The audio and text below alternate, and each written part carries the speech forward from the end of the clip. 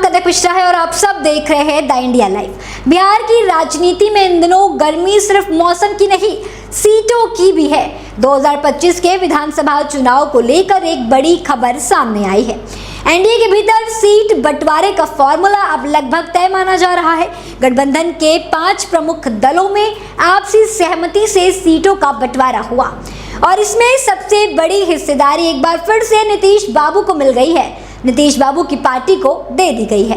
क्या इसका मतलब दोस्तों हम ये समझें कि एनडीए की कमान एक बार फिर से नीतीश के हाथों में रहेगी? दरअसल दोस्तों, बिहार में इस साल 2025 में होने वाले विधानसभा चुनाव को लेकर अब तक की सबसे बड़ी जानकारी सामने आई है। एनडीए में सीट शेयरिंग का फॉर्मूला सेट हो गया है, सीटें भी बढ़ गई हैं। सबसे पहले ये जान लेते हैं कि एनडीए में 5 दल हैं दोस्तों।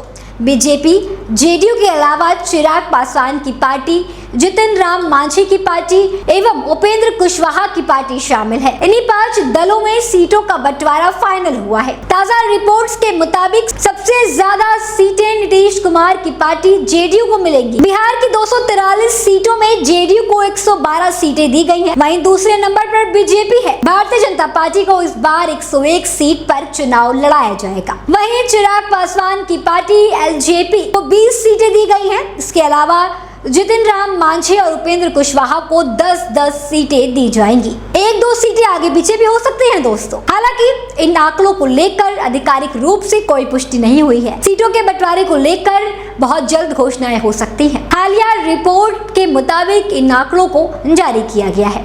ऐसे में माना जा रहा है कि बिहार में एनडीए गठबंधन की सीट शेयरिंग की तस्वीरें अब बिल्कुल साफ हो गई हैं। दूसरी तरफ बिहार एनडीए के सीटों के बंटवारे का फॉर्मूला तो लगभग तय हो गया है, लेकिन कौन सी पार्टी कौन सी सीट पर लड़ेगी इसका मंथन आगे होगा। बता दें कि अभी मुख्यमंत्री नीतीश कुमार भी दिल्ली गए थे। इस बीच अब सीटों का ये आंकड़ा आप सबके सामने लाए हैं हम। जेडीयू को अधिक सीटें देकर ये बताने की कोशिश की गई कि नीतीश कुमार के नेतृत्व में ही एनडीए चुनाव लड़ेगा और इसी की तैयारी हो रही है भैया बिहार में। अब जबकि सीटों का बंटवारा लगभग साफ हो गया है, सभी की निगाहें इस बात पर टिकी हैं कि कौन कौन से उम्मीदवार किस सीट से मैदान में उतरते हैं और खेला शुरू करते हैं। तो भैया क्या नीतीश कुमार का अनुभव एक बार फिर भारी पड़ेगा या बिहार की जनता इस बार बदलाव की ओर बढ़ रही है, युवाओं को मौका देगी? इसका जवाब आने वाले महीनों में हमें मिल जाएगा दोस्तों। लेकिन आप क्या सोचते हैं, बिहार में किसके सर ताज सजेगा और किसकी घर वापसी होगी दोस्तों?